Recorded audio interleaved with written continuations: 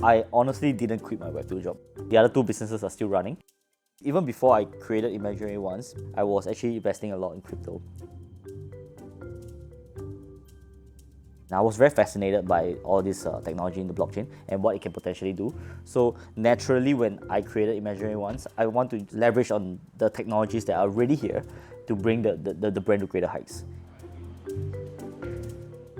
Hi, I'm Clement. I'm the creator and co-founder of 3 businesses, Offset, Ophio, and Imaginary Ones. Currently, my focus is on the mass adoption of Imaginary Ones, building the next Disney of Web3.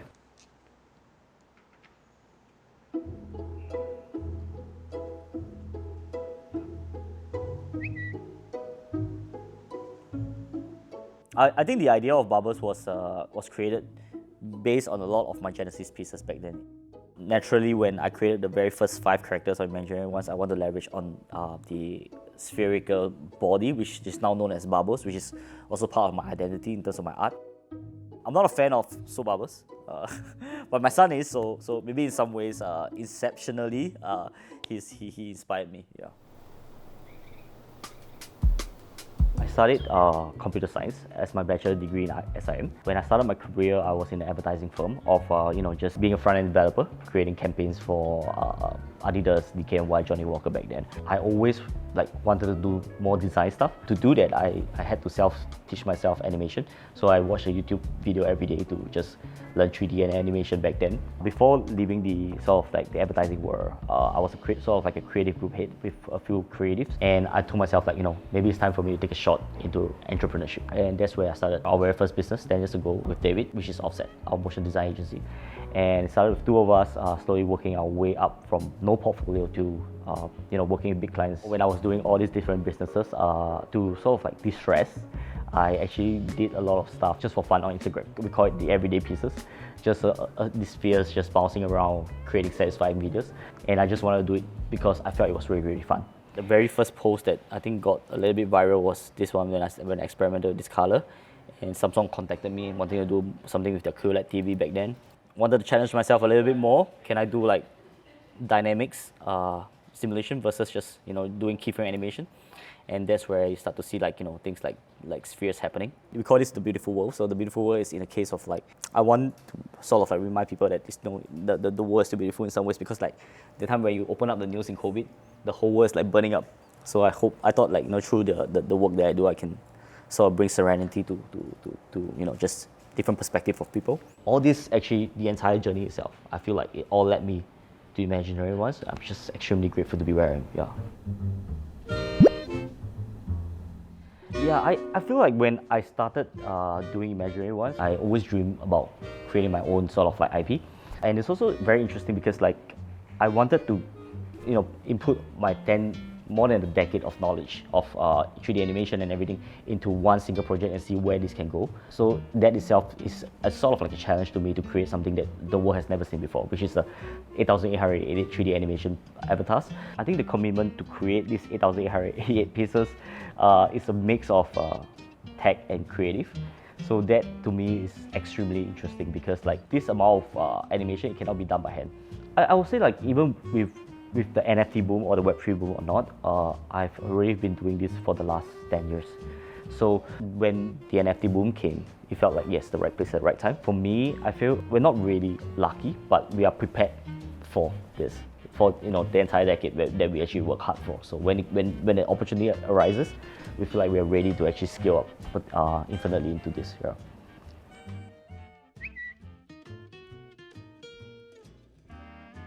So I think me and David met through an introduction of our friends. We used to dance in our poly days, and actually the funny thing is we are actually competitors because we are from different polys. The dance scene itself back then had very little motion graphic designers. So when we actually met, we sort of instantaneously clicked. The funny thing is, after running businesses for more than 10 years, we actually never quarreled at all. To be honest, I cannot imagine Imaginary Ones without him. And we've been working side by side for so many years. So, sometimes I see him more than I see my wife and family, which is insane. Hi, my name is David. I'm the co-founder of Imaginary Ones and also Clement's business partner for the past 10 years.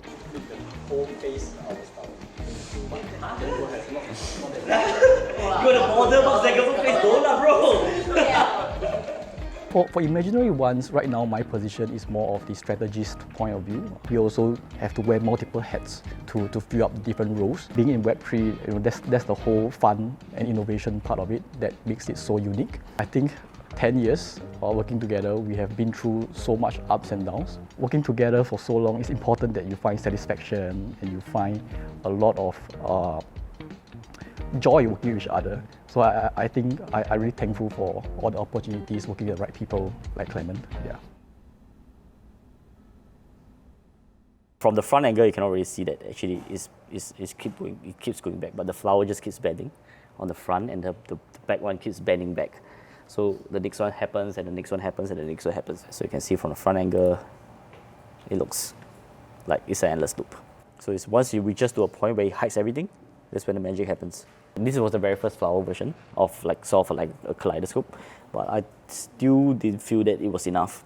Like it feels still relatively flat without a sort of like a whirl environment. Oftentimes when we see the end product, we don't see how many versions are there out there before it reaches to the point. So I think it's similar for me. I mean, like me being in this process for so many years, I still redo a lot and time again. So yeah, I think for artists, if they want to do it, I mean, just don't be very dejected when your first output is not what you want. You just have to just keep trying. It's just pretty cool, but it's not good enough.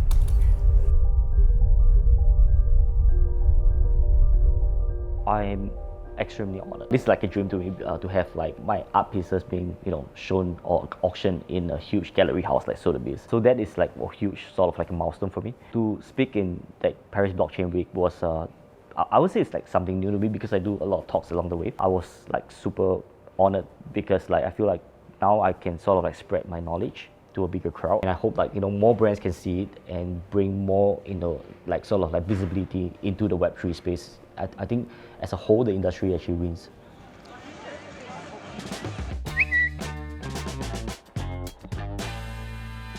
For us, Imaginary Ones, we're going to ship out our flagship product, which is the Imaginary Carnival app of a suite of games. And that itself is one of the biggest milestones for IO. We often share in our town hall that this is going to be the bridge from Web3 to Web2. We have our Bubble Rider game, which is more scaled towards the Web3 side of things, but we are trying to make this into a mobile app, which is what we are doing with Carnival, so that we can bridge more towards a Web2 world where people can just download an app and play the game, and maybe not even knowing that they own an NFT. Because like if we constantly just shout out NFTs, it wouldn't work for the Web2 world because there's still a huge stigma. With that being said, how do we actually build a product that typically people can enjoy playing the game without knowing that the blockchain is actually behind it? So I think that's the goal for us, to sort of have this seamless integration. Yeah. I think in my honesty, I actually love all of them. But if I have to choose, it will be the rare taco ride. It's because it's absolutely random, and I really love to do random stuff, and that is like what symbolizes the thing that I do. Yeah.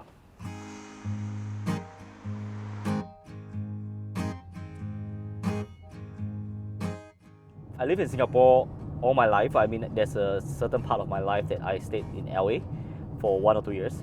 After my agency days, I wanted to pursue a little bit more onto like 3D modeling and everything. So I actually signed up myself for a 3D school to sort of like learn 3D modeling. So I flew all the way to LA, stayed there for a bit. But because of like the portfolios that I have in my advertising world, I got a lot of opportunities. So there were some music videos that I did when I was in LA with Warner Brothers. One of them, I'm not sure if you guys know, but it's the song for Hunter Hayes called Wanted. Currently, I think it has close to 100 million views, or maybe 80 million views, somewhere there. I can't remember. I was very lucky to have so many different opportunities in my life. Where are we going now? It's a Bak Kut Teh place. Yeah, I love the place because it's a place where when I ate it since when I was in secondary school. So wherever I eat it feels like home now. So that's why I really, really love it. I hope you guys like it though.